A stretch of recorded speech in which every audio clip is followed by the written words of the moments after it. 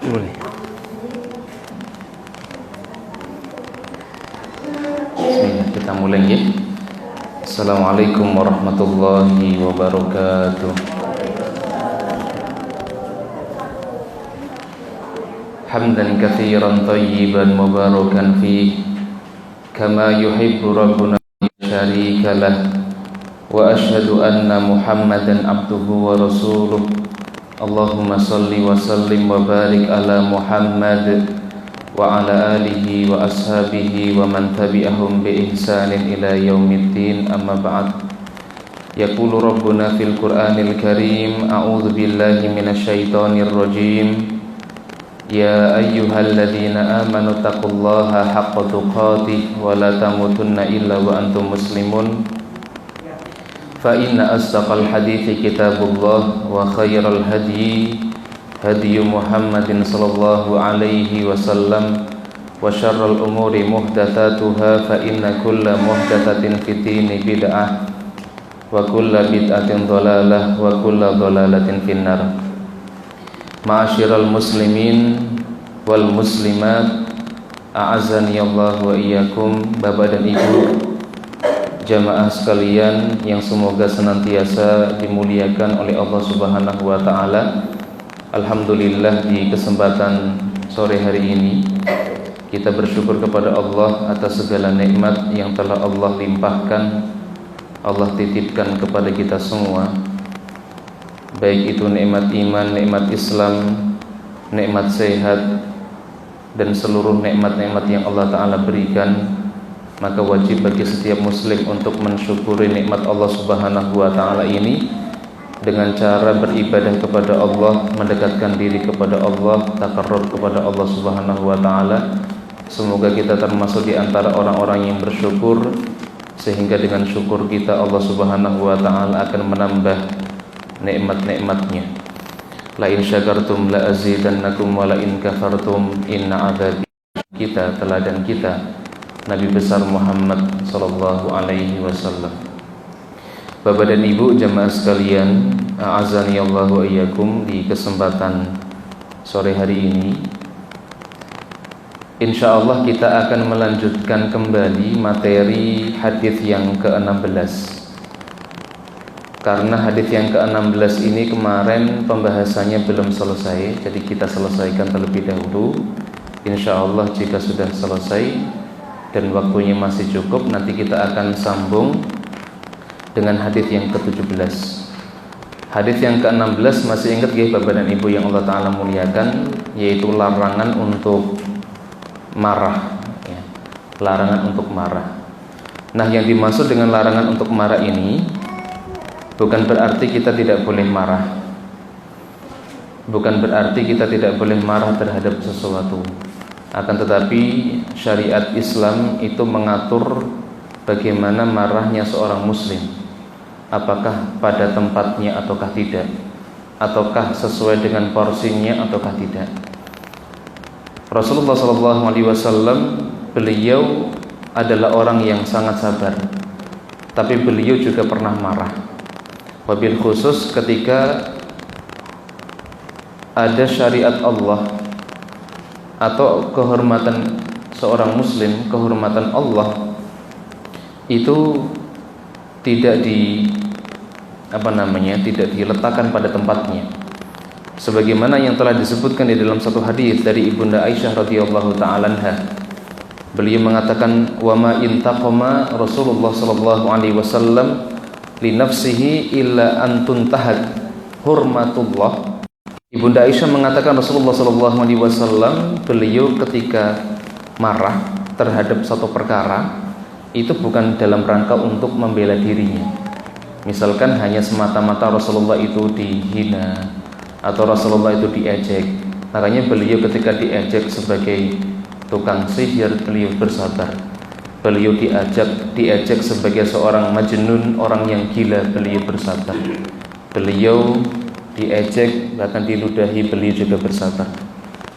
Terus bagaimana Nabi Shallallahu Alaihi Wasallam, Rasulullah Shallallahu Alaihi Wasallam itu beliau ketika marah adalah ketika melihat larangan Allah, kehormatan Allah itu dilanggar, maka beliau akan marah karena Allah.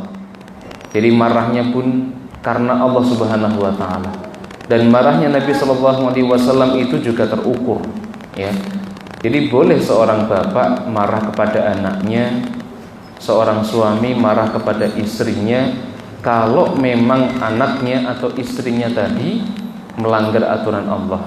Justru akan menjadi satu hal yang dipertanyakan ketika ada seorang suami melihat istrinya melanggar aturan Allah, melanggar larangan Allah, kemudian dia malah tersenyum, dia malah bahagia, dia malah tertawa. Istrinya keluar dari rumah tanpa mengenakan jilbab, dia malah senang, ya. Anaknya pacaran dibawa sama orang malam-malam, dia malah bangga, oh berarti anakku laku misalkan. Naudzubillah. Ya, ini justru malah sesuatu yang bertentangan dengan syariat, begitu. Nah, berkaitan dengan sifat marah, berkaitan dengan marah, ini adalah satu hal yang sangat mungkin bisa kita alami. Baik itu di rumah kita, baik itu di kantor, baik itu di jalan. Karena seorang muslim sangat mungkin bisa mendapatkan satu musibah, mendapatkan ujian dari Allah.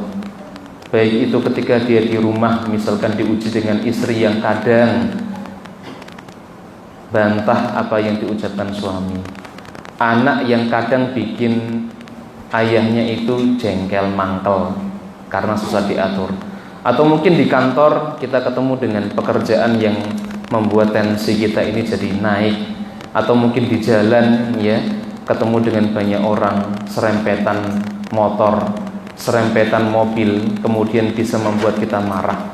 Makanya nasihat Nabi Shallallahu alaihi wasallam supaya kita ini tidak mudah marah, ini adalah nasihat yang sangat mulia. Bahkan termasuk di antara akhlak mulia yang kalau kita bisa mengamalkan nasihat Nabi Shallallahu alaihi wasallam, sekali lagi, pahala yang Allah Ta'ala berikan itu bukan hanya sebatas kita mengerjakan sholat sunnah, bukan hanya sebatas kita mengeluarkan uang untuk sedekah, bukan hanya sebatas kita baca Quran.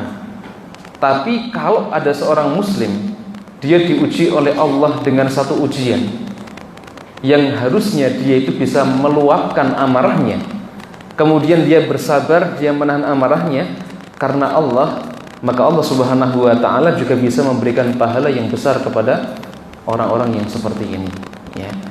Oleh karenanya Bapak Ibu yang Allah Ta'ala muliakan, kemarin sudah kita jelaskan bagaimana keutamaan orang-orang yang dia bisa menahan amarahnya.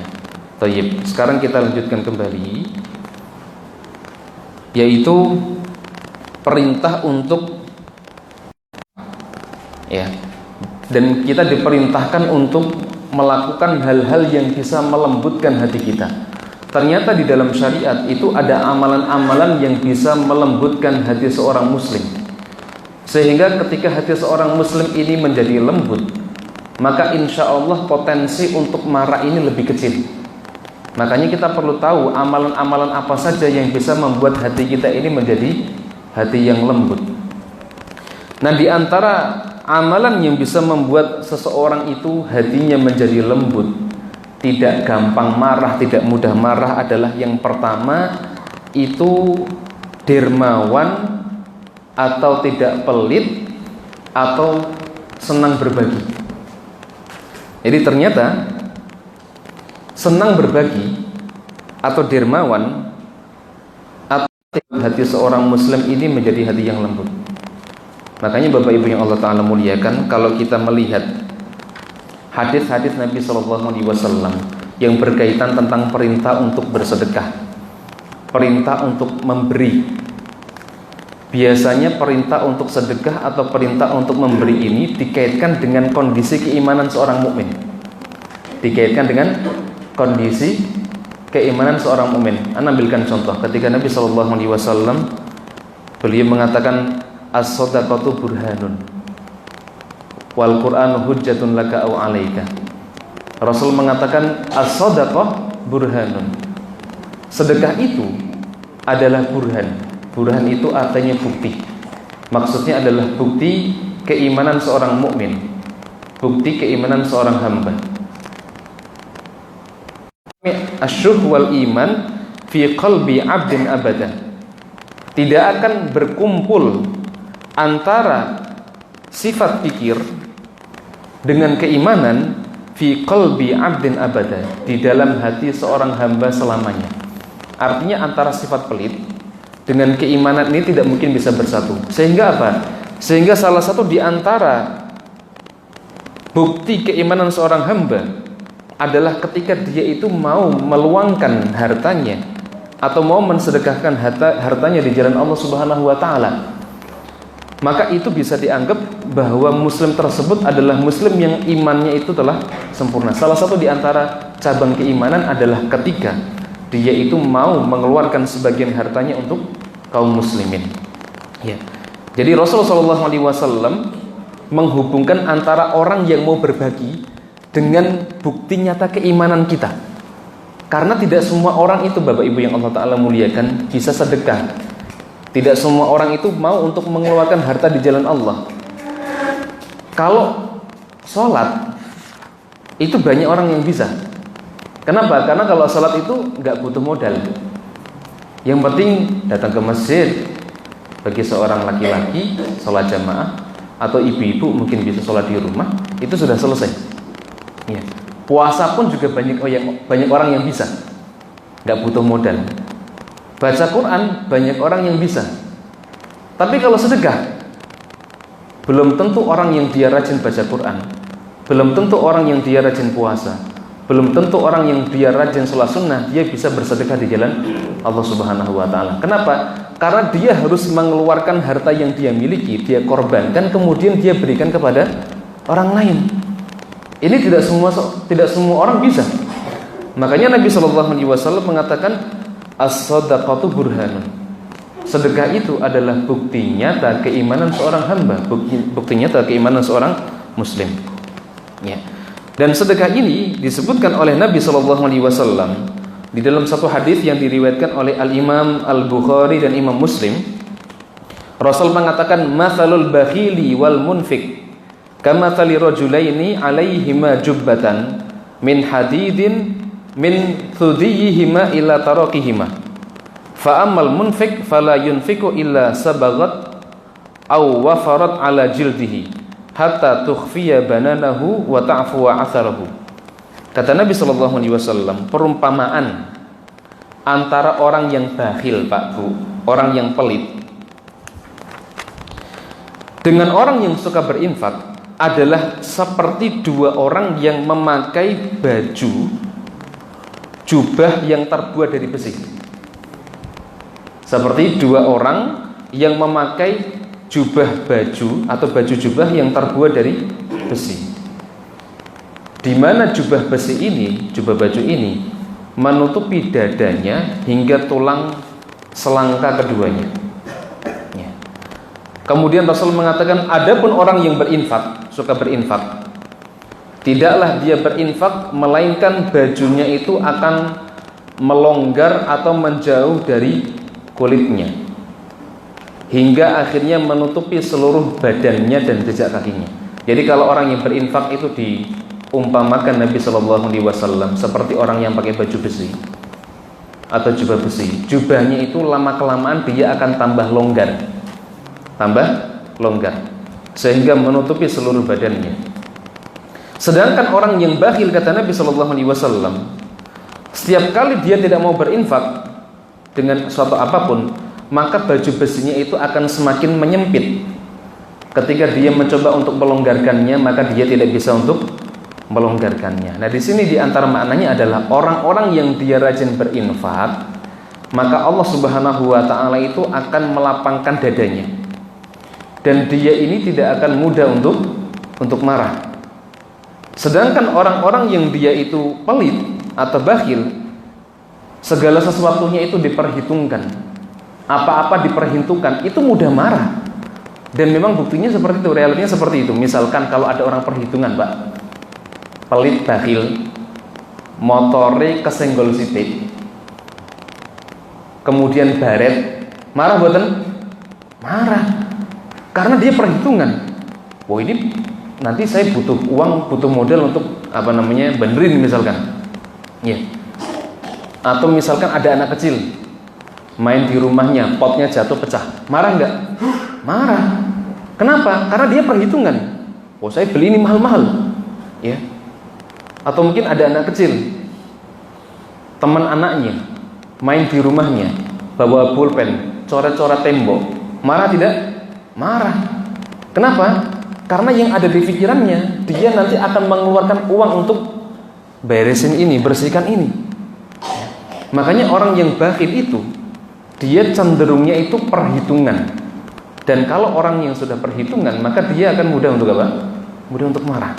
Ya, makanya Nabi Shallallahu Alaihi Wasallam itu memerintahkan kita untuk supaya mudah dalam memberi, mudah di dalam bersedekah, dan tidak meremehkan sedekah meskipun dengan sesuatu yang kecil. Contohnya apa, Ustaz? Contohnya Nabi Shallallahu Alaihi Wasallam di dalam satu hadis Nabi mengatakan ittaqun nar walau bisyikki tamratin. Takutlah kamu dengan api neraka meskipun hanya dengan satu butir kurma. Coba bayangkan, satu butir kurma ini sesuatu yang sangat remeh kan, sepele kan? Tapi kata Nabi SAW, takutlah kamu dengan api neraka meskipun hanya dengan satu butir kurma. Di antara maknanya apa? Di antara maknanya, barangkali satu butir kurma ini bisa menyelamatkan kita dari api nerakanya Allah Subhanahu wa Ta'ala. Barangkali dengan sedekah yang sepele, sedekah yang remeh, karena mungkin kita punyanya itu, Allah Subhanahu wa Ta'ala akan mengangkat derajat kita. Allah akan memberikan pahala yang besar untuk kita. Karena pernah kita sampaikan kan, sedekah yang sedikit itu sangat mungkin bisa mengalahkan sedekah yang jumlahnya banyak. Rasul mengatakan dirhamun sabaqat mi'ati alfi dirhamin. Sedekah 1 dirham bisa jadi mengalahkan sedekah 100.000 dirham. Berarti perbandingannya 1 rupiah itu bisa jadi sedekah 1 rupiah ini lebih utama dibandingkan dengan sedekah 100.000 rupiah. Para sahabat ketika diberitahu Nabi Shallallahu Alaihi Wasallam informasi seperti ini, mereka pun juga bingung bagaimana mungkin sedekah yang 1 dirham itu bisa lebih utama daripada sedekah 100.000 dirham.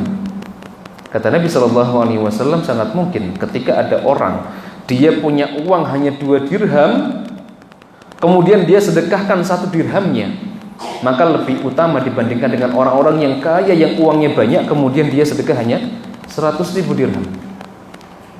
Karena ujiannya berat Pak Bu yang Allah Ta'ala muliakan. Kalau ada orang punya uang 10.000, dia mau infak 5.000, berarti kan dia menginfakkan setengah Allah Subhanahu wa Ta'ala, dan itu butuh keikhlasan yang besar. Dibandingkan ada orang yang punya harta miliaran, triliunan, uang 100.000 itu remeh, bahkan parkir pun nyoh 1.000 ya, mudah bagi dia. Ya. Jadi sekali lagi Nabi Shallallahu Alaihi Wasallam itu sangat menganjurkan kita supaya perhatian terhadap masalah sedekah.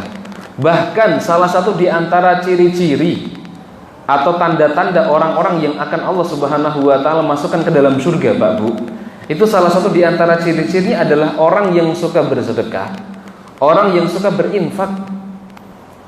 Kata Allah Subhanahu wa Ta'ala di dalam surat Ali Imran ayat ke-134, ayat 133 ini Allah bercerita tentang orang-orang bertakwa yang akan Allah masukkan ke dalam surga.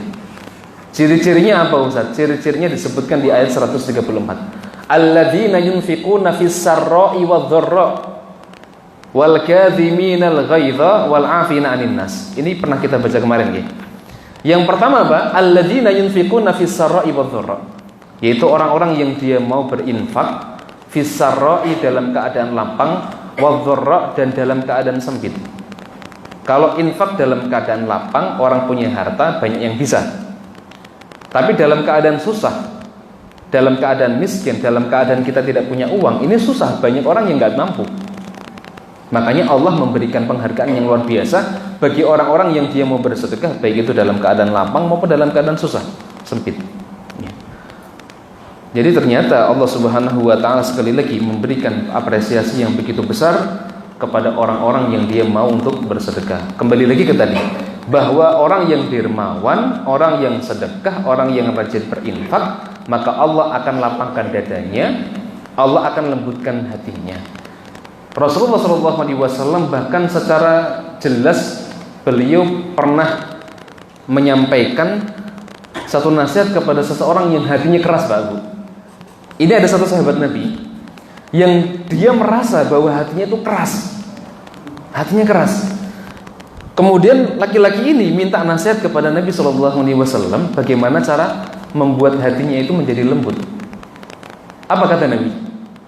Kata Nabi SAW,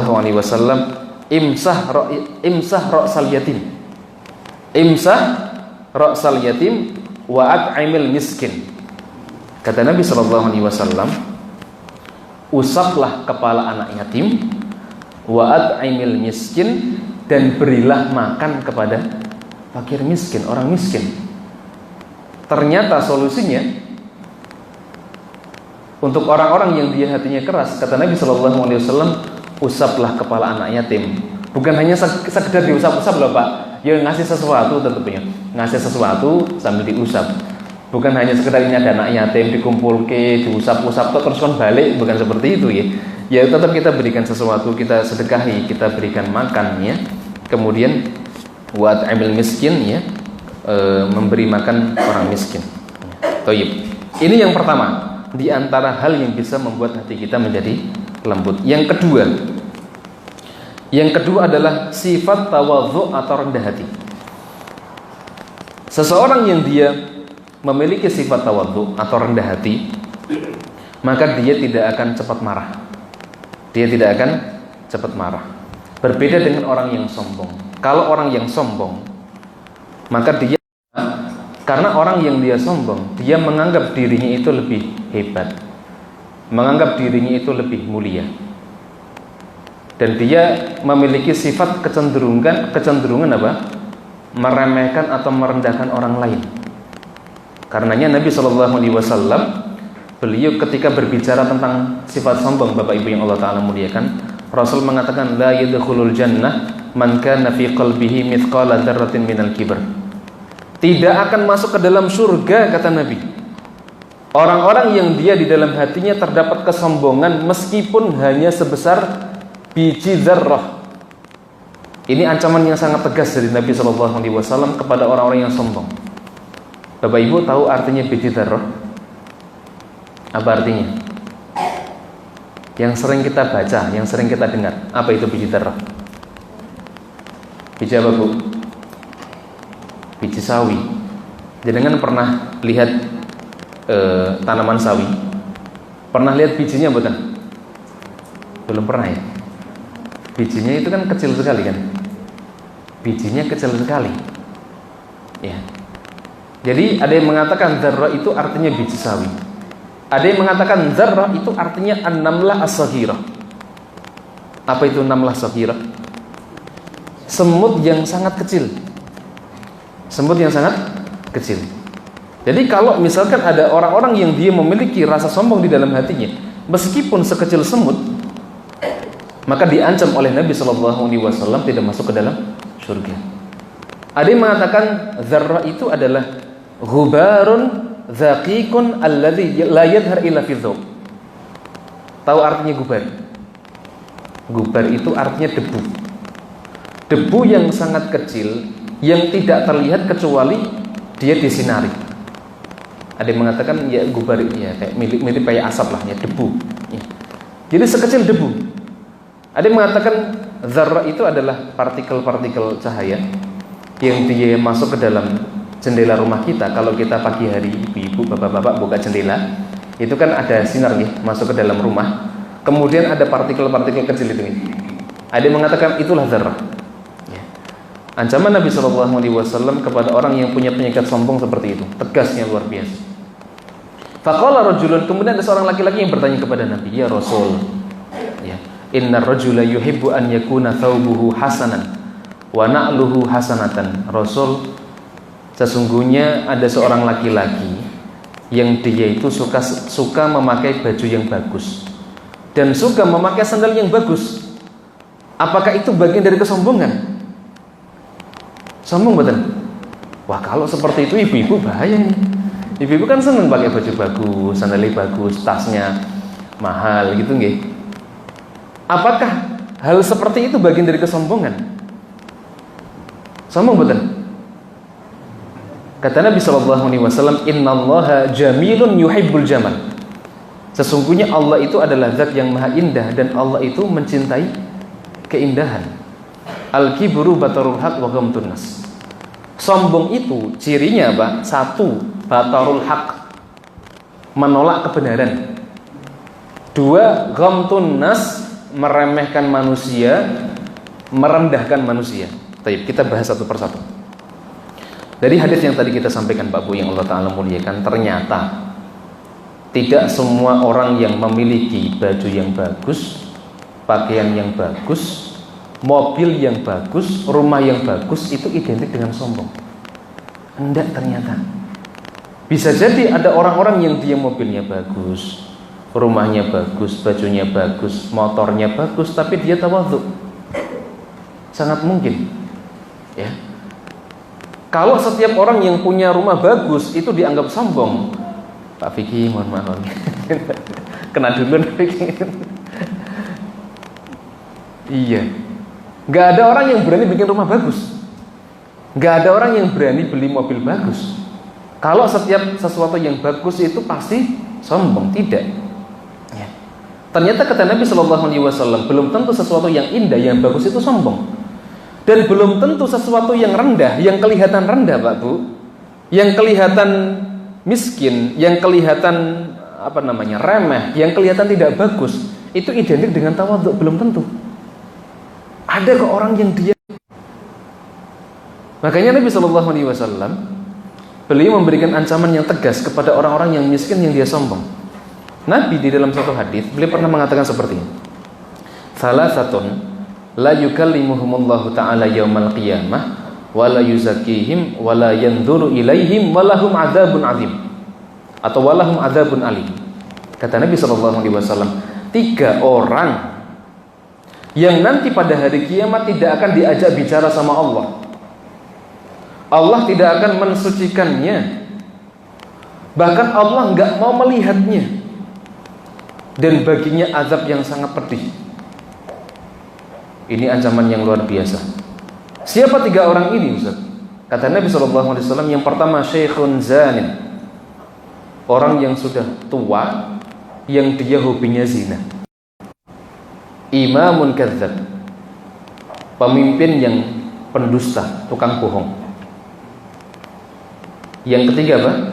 Ailun mustakbirun, orang miskin yang dia sombong. Orang miskin yang dia sombong.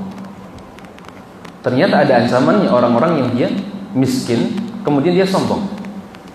Ya. Kemudian Nabi SAW tadi menyebutkan ciri sombong itu ada 2. Jadi kalau kita pengen mengetahui diri kita termasuk orang yang sombong, teman kita, saudari kita, sahabat kita termasuk orang yang sombong ataukah bukan, tinggal lihat 2 ciri ini. 1, batarul haq, menolak kebenaran. Ini ada sesuatu yang salah dari teman kita. Kita islah, kita benarkan, kita tunjukkan dasar-dasarnya yang benar seperti ini, dalil-dalilnya yang benar seperti ini, dan dia tahu bahwa ini adalah sesuatu yang benar. Kemudian dia tolak mentah-mentah. Ini contoh ciri orang yang sombong. Dia menolak kebenaran, padahal kebenaran sudah benar-benar jelas di hadapannya. Yang kedua apa? Ghamtun nas, meremehkan manusia, merendahkan manusia. Jadi kalau ada manusia, siapapun itu, laki-laki ataupun perempuan, dia melihat orang lain dengan pandangan yang merendahkan, pandangan yang menghinakan, maka ini salah satu di antara ciri orang yang sombong. Nggak boleh kita merendahkan orang lain, meremehkan orang lain. Dan cukup seorang muslim, kalau pengen tahu apakah muslim yang lain itu, apakah dia itu baik ataukah buruk, itu tinggal dilihat apakah dia itu meremehkan atau merendahkan muslim yang lain. Kata Nabi SAW, bihasbi imri'in minasyarri an yakiru akhahul muslim. Cukuplah seseorang dikatakan muslim yang buruk, kata Nabi, ketika dia merendahkan atau meremehkan muslim yang lain. Jadi patokan kita, kalau kita pengen lihat ini teman bergaul kita, sahabat kita, teman kita, Tinggal dilihat saja kalau dia jagongan, kalau dia sedang kumpul, apakah hobinya itu merendahkan muslim yang lain ataukah tidak? Kalau hobinya ghibah, meremehkan, mencaci, merendahkan, ya sudah, kurang lebih akhlaknya tidak baik. Ya. Itu ciri orang yang sombong. Nah, di sini Bapak Ibu yang Allah Ta'ala muliakan, berarti orang yang sombong itu dia melihat orang lain itu penuh dengan kehinaan, penuh dengan kerendahan. Sehingga apa? Karena dia menganggap bahwa dirinya itu orang yang mulia. Ketika nanti ada orang yang seakan-akan itu meremehkannya, merendahkannya, dia akan apa? Marah. Wah, aku ini bosmu, aku bosmu. Oh, saya ini orang yang bertitel doktor misalkan, kamu menghinakan saya. Ya. Dia akan apa? Mudah marah karena kesombongannya. Dia merasa bahwa dirinya itu lebih utama, lebih mulia dibandingkan dengan orang lain. Dan dia melihat orang lain adalah ada orang yang hina, orang yang tidak berharga, sehingga tidak layak dirinya itu merendahkannya, seperti itu. Ya. Bapak Ibu jemaah sekalian yang dimuliakan oleh Allah Subhanahu wa taala. Kalau kita berbicara tentang tawadhu, maka ini ada kaitan erat dengan orang yang berilmu ataukah tidak berilmu. Ada satu perkataan yang disampaikan oleh para ulama, bahkan ini disebutkan di dalam kitab Hilyah Thalibul Ilmi. Salah satu asbarin. Ilmu itu ada 3 tingkatan, kata Syekh Bakar bin Abdillah bin Zaid. Nanti Bapak Ibu bisa baca kitab Hilyah Thalibul Ilmi kalau nanti pengen murojaah lagi. Ilmu itu ada 3 tingkatan. Tingkatan yang pertama apa Ustaz? Tingkatan yang pertama adalah orang yang dia berilmu, kemudian dia sombong. Dia punya ilmu tapi dia sombong. Maka orang yang seperti ini, dia masih berada di tingkatan yang pertama, tingkatan dasar. Jadi Bapak Ibu yang Allah Ta'ala muliakan, kalau ada orang yang dia ngakunya berilmu, kemudian dia merendahkan orang lain, dia meremehkan muslim yang lain, maka sejatinya ilmunya itu masih sangat cetek. Dia ini masih di tingkatan paling dasar lah. Meskipun dia bergelar doktor, LC, MA, profesor misalkan, tapi kalau dia hobinya merendahkan orang lain, meremehkan muslim yang lain, maka sejatinya orang yang seperti ini berada di tingkatan yang paling dasar dari tingkatan ilmu. Ya. Kemudian tingkatan yang kedua, kata Syekh Bakar bin Abdillah bin Zaid, adalah orang yang berilmu kemudian dia tawadhu. Maka inilah orang yang berada di tingkatan yang kedua. Ya. Dia punya ilmu, tapi dengan ilmu yang dia miliki dia tawadhu. Dia merasa bahwa dirinya ini orang yang ya tidak lebih baik daripada orang lain lah. Tidak meremehkan orang lain, tidak merendahkan orang lain. Dia tawadhu, merendah hati.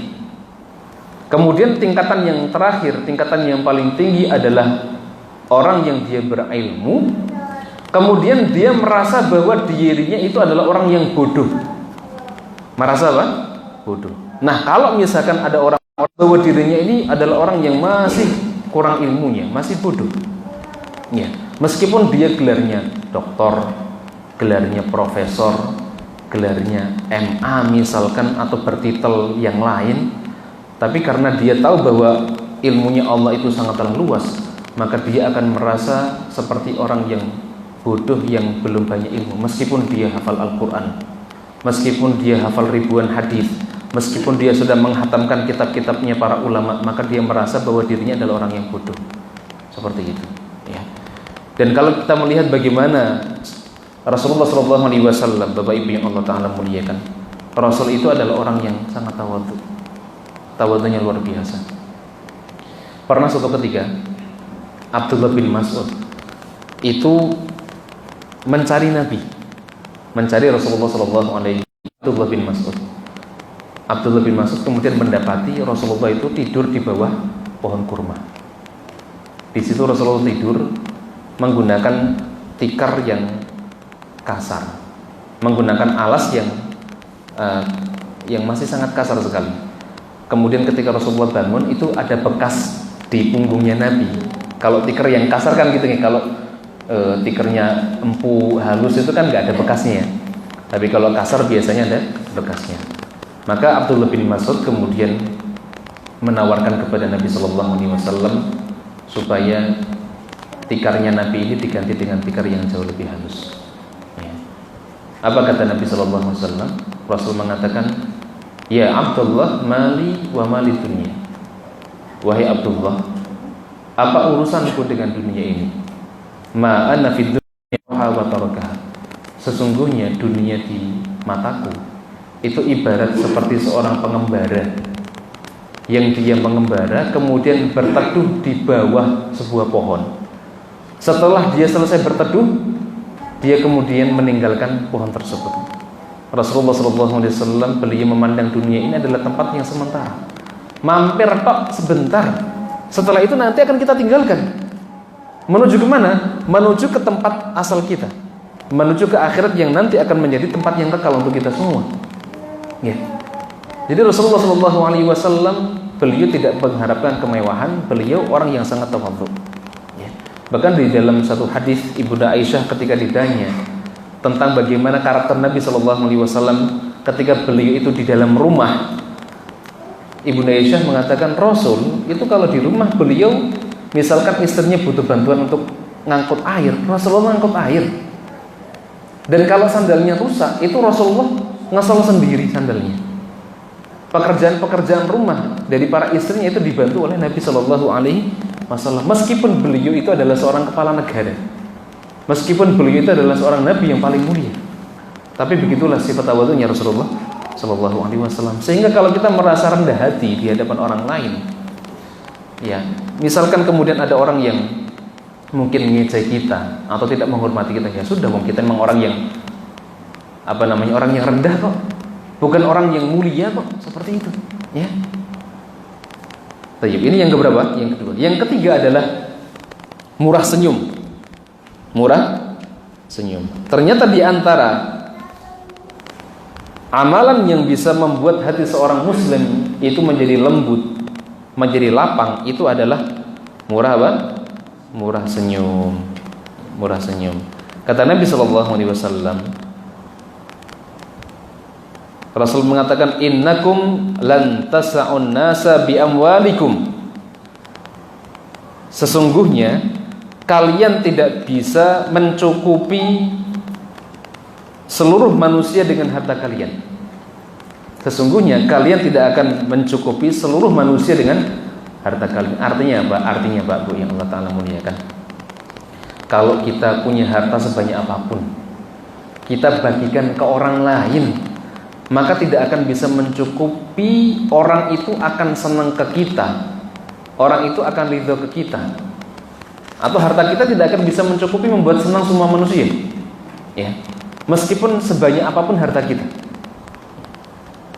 Walakin yas'uhum minkum bastul wajhi wa husnul khuluqi. Akan tetapi kalian bisa mencukupi mereka dengan senyuman dan akhlak yang baik. Dengan senyuman dan akhlak yang baik. Kalau senyuman itu semua orang kan bisa melakukannya, gitu. Dan ini murah, nggak butuh biaya. Cukup melebarkan mulut kita, betul nggih? Cukup membuat wajah kita tersenyum, maka orang lain ini akan merasa senang dengan kita. Ya, merasa apa? Senang dengan kita. Nah, orang yang suka senyum itu biasanya orang yang tidak suka marah. Biasanya seperti itu. Meskipun ya ada orang yang suka senyum kemudian dia suka marah, ada. Tapi biasanya kebanyakan orang yang dia murah senyum, suka senyum terhadap orang lain, itu adalah orang yang hatinya lapang, orang yang dia tidak suka marah, orang yang hatinya lembut, seperti itu. Ada orang yang mungkin mencela dia senyum. Ada orang yang mungkin ngadu domba dia senyum. Dia cukup balas dengan senyuman. Kemudian yang keempat adalah beriman kepada takdir Allah, mengimani takdir Allah. Seseorang yang dia percaya bahwa segala sesuatu yang terjadi di muka bumi ini merupakan takdir dari Allah Subhanahu wa Ta'ala, maka dia akan lebih lapang hatinya, lebih lapang dadanya. Dia tidak akan menjadi orang yang suka marah-marah. Saya berikan contoh Pak. Kalau misalkan ada orang yang dia itu menentang takdir, tidak terima dengan takdir yang Allah Ta'ala berikan, kemudian ada salah satu di antara anggota keluarganya yang meninggal, maka dia akan menyalahkan takdir. Dia akan marah-marah dari Allah dan ini yang terbaik. Tapi kalau dia itu tidak beriman dengan takdir, maka dia akan marah, dan banyak sekali seperti itu. Orang tua yang ditinggal mati anaknya, dia masih tidak percaya bahwa anaknya itu meninggal dunia. Dia marah dengan ketentuan Allah, sehingga kemudian dia nangisnya sampai menjerit-jerit, melakukan niyahah, ya, ngeropek-ropek baju, mencela dan lain sebagainya. Ini gara-gara apa? Gara-gara dia tidak terima dengan takdir Allah. Ya, orang-orang yang dia suka berniyahah, ya, suka kalau ada orang meninggal dunia, dia menangisnya berlebih-lebihan, ya, dia mencela takdir. Bahkan kalau orang zaman dulu itu sampai ada yang menggundul rambutnya seperti itu karena dia tidak, ya. Kalau ada orang yang meninggal kemudian menangis, wajar. Nabi SAW ketika beliau ditinggal wafat anaknya Ibrahim, Rasulullah menangis tidak? Nangis. Tapi nangisnya Nabi kemudian tidak teriak-teriak, tidak, atau tidak sampai guling-guling, gulung-gulung di tanah, tidak. Rasulullah nangis sampai Abdurrahman bin Auf bertanya kepada Nabi SAW, "Wa anta ya Rasulullah?" Rasul, Anda nangis Rasul. Apa kata Nabi? "Ya Abdurrahman, innaha rahmatun." Abdurrahman, ini adalah rahmat, kasih sayang seorang bapak kepada anaknya, orang tua kepada anaknya, ya. Nabi kemudian mengatakan, "Innal aina tadma wal qalba yahzan wala naqulu illa ma yardha rabbuna wa inna bi firaqika ya Ibrahim al-mahzunan." Wal qalba yahzan, dan hati ini bersedih. Wala naqulu illa ma yardha rabbuna, tapi jangan sampai kita mengucapkan kalimat-kalimat yang bertentangan dengan apa-apa yang tidak diridhoi oleh Allah. Kita ucapkan sesuatu yang Allah ridhoi. Wa inna bi firaqika ya Ibrahim lamahzunun. Sesungguhnya dengan perpisahanmu wahai Ibrahim, di situ ada kesedihan. Rasulullah sedih. Tapi beliau sedihnya sewajarnya. Tidak sampai kemudian mencela takdir, tidak sampai kemudian marah dengan ketetapan Allah Subhanahu wa taala. Begitu. Thayyib, ini di antara hal-hal yang bisa kita lakukan untuk supaya kita bisa menjadi orang-orang yang Allah lembutkan hati kita. Dan ketika seseorang sudah dilembutkan hatinya, maka dia akan menjadi orang yang sabar, orang yang tidak pemarah. Kemudian bagaimana Ustaz kalau misalkan sudah muncul marah misalkan? Karena kan marah ini kan tidak bisa dibendung kan? Kadang kita sudah berusaha untuk membendung tapi nggak mampu. Dan saya yakin Bapak Ibu yang hadir di majelis ini tahu bahwa marah itu adalah sesuatu yang tidak baik. Semuanya tahu, tapi mengaplikasikan ilmu ini beratnya luar biasa. Betul kan ya? Kita tahu bahwa marah itu kalau kita gaspol gitu nih, kalau kita turuti kemarahan kita, nanti imbasnya adalah sesuatu yang tidak baik. Tapi kadang karena kita dikuasai dengan kemarahan kita, akhirnya kita nggak bisa ngapa-ngapain. Nah, terus apa yang harus kita lakukan? Kalau kita ini sudah terlanjur marah misalkan. Nabi SAW beliau dalam satu hadis menjelaskan bahwa laisa syadidu bisur'ah, innama syadid alladhi yamliku nafsahu 'indal ghadab. Bukanlah orang yang kuat itu orang yang dia pandai di dalam bergulat. Jadi orang yang kuat itu bukan orang yang kalau gelut itu menangan, tidak. Kalau tinju itu nomor 1, tidak. Kalau MMA itu nomor 1, tidak. Ya, panco menang pasti tidak. Tapi kata Nabi SAW, innama syadid alladhi yamliku nafsahu indal ghadab. Akan tetapi orang yang kuat itu adalah orang yang bisa mengontrol dan menguasai nafsunya ketika sedang marah. Orang yang bisa mengontrol dan menguasai nafsunya ketika sedang marah. Rawahul Bukhari wa Muslim. Hadis ini diriwayatkan oleh Al-Imam Al-Bukhari dan Imam Muslim.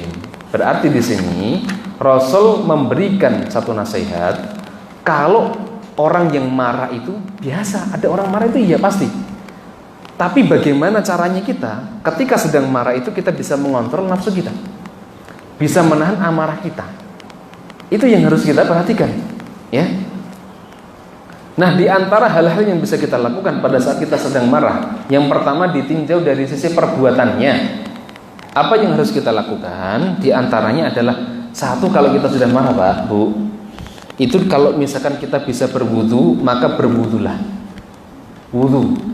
Misalkan emosinya sudah memuncak ini, amarahnya sudah memuncak, maka ambil air wudu. Ambil air wudu.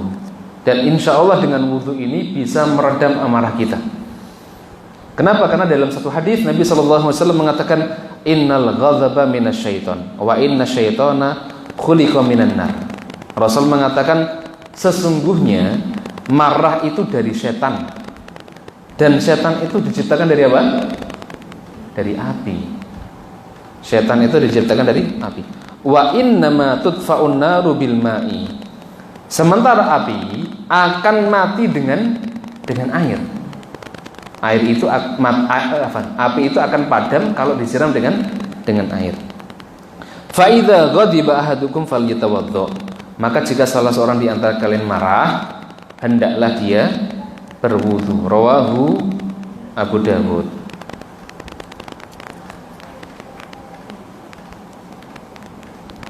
Jadi gitu nggih. Kalau misalkan sedang marah, maka yang pertama yang bisa kita lakukan adalah berwudu. Dan kita berwudu dengan niatan supaya marahnya kita ini bisa hilang. Maka insya Allah Allah Subhanahu Wa Taala akan padamkan marah kita. Begitu. Yang kedua, apa yang bisa kita lakukan? Yang bisa kita lakukan adalah dengan mengubah posisi badan kita. Ternyata salah satu di antara cara meredam amarah itu dengan merubah posisi badan. Dan ini termasuk di antara nasihat yang disampaikan oleh Nabi Shallallahu Alaihi Wasallam. Rasul mengatakan apa? Idza ghadiba ahadukum wa huwa qa'imun falyajlis. Rasul mengatakan, jika salah seorang di antara kalian marah dalam keadaan berdiri, kata Nabi, falyajlis, maka duduklah.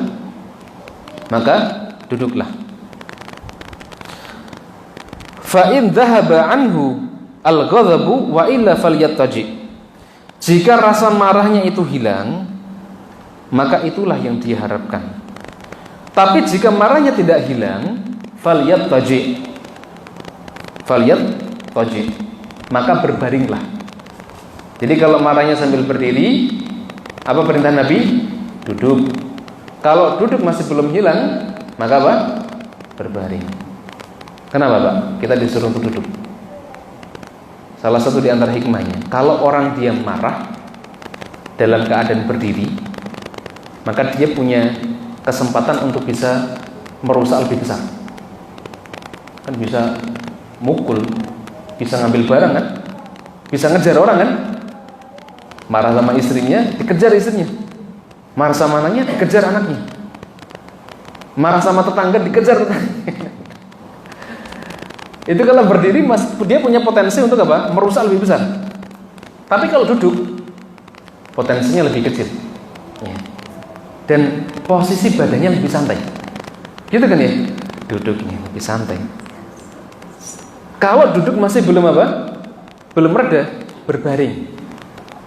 Insya Allah marahnya akan reda. Apalagi berbaring, kesempatan atau potensi untuk merusak ini lebih kecil. Ya, apa meneh turu, apalagi tidur kan? Tidur malah marahnya hilang insya Allah ya. Begitu. Ya. Dan ini juga pernah dicontohkan oleh sahabat Ali bin Abi Thalib. Ternyata sahabat Ali dalam satu riwayat beliau pernah marah sama istrinya Fatimah radhiyallahu taala. Apa yang dilakukan Ali ketika marah sama istrinya? Beliau kemudian apa? Keluar dari rumahnya menuju ke masjid, baringan di masjid. Setelah marahnya itu reda, baru pulang ke rumah.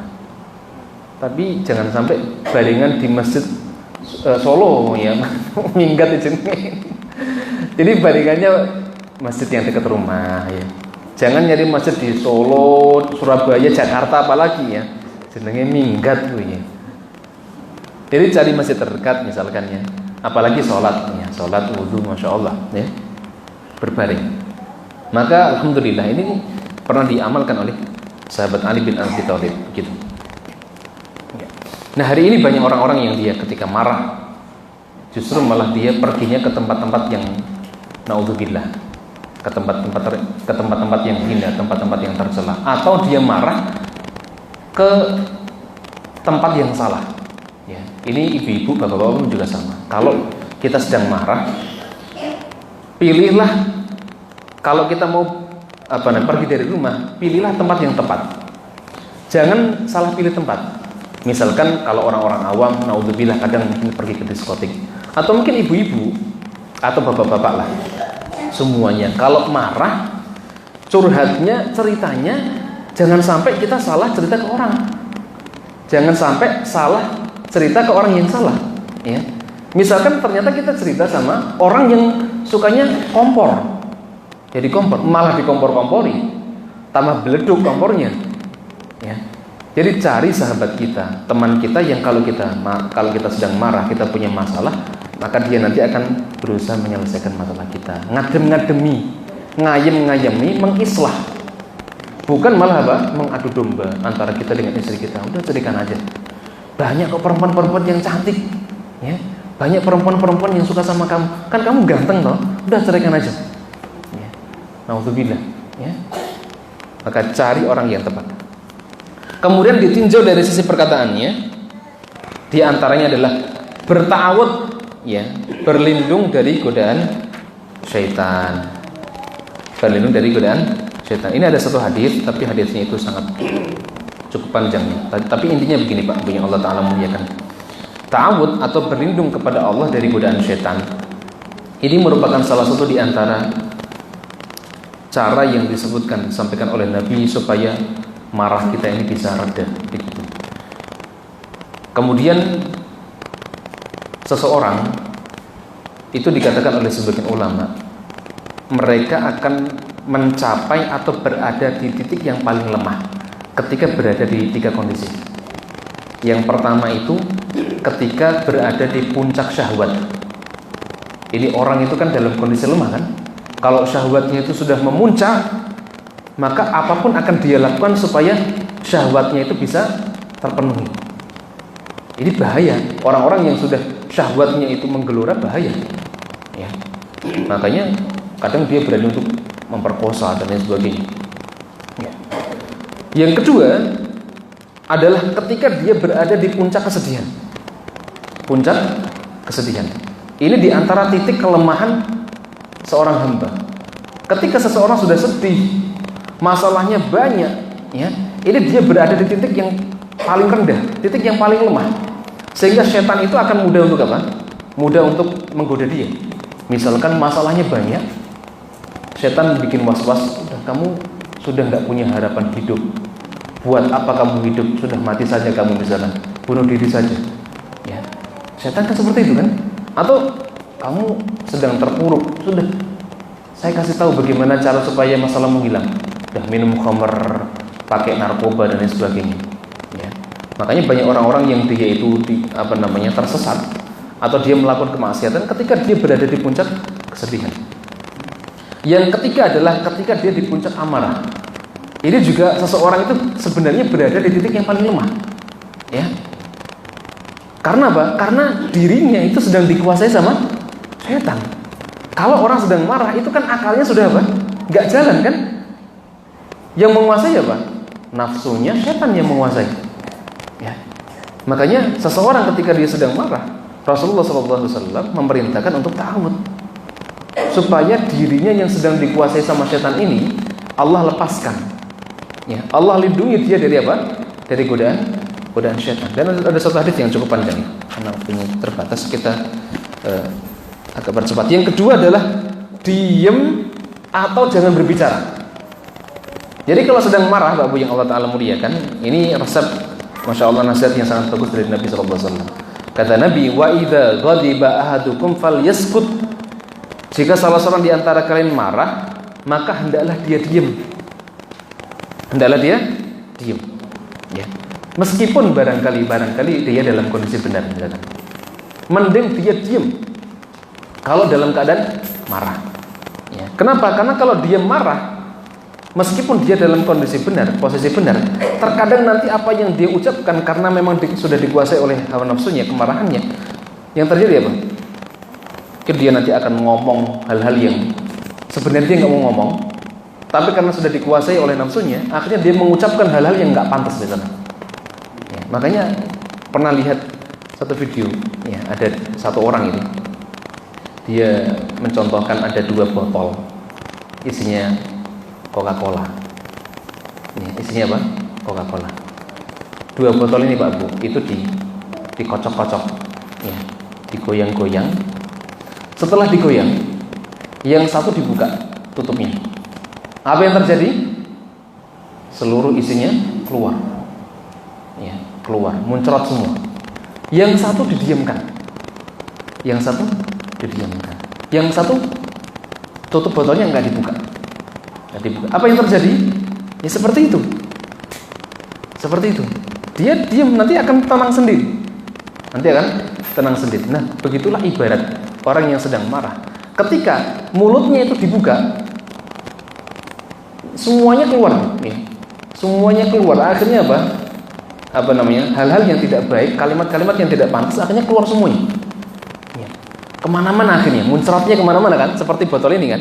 Tapi kalau dia diam, dia nggak ngomong misalkan, insya Allah semuanya akan baik-baik saja. Begitu. Ini diantara hikmah yang bisa kita ambil dari perintah Nabi SAW.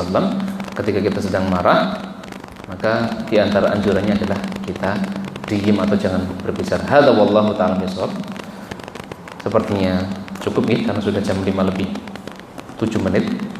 Kita tutup dulu. Kalau ada yang mau didiskusikan mungkin nanti bisa di luar majelis. Barakallahu fikum. Kita tutup dengan hamdalah dan kafaratul majelis.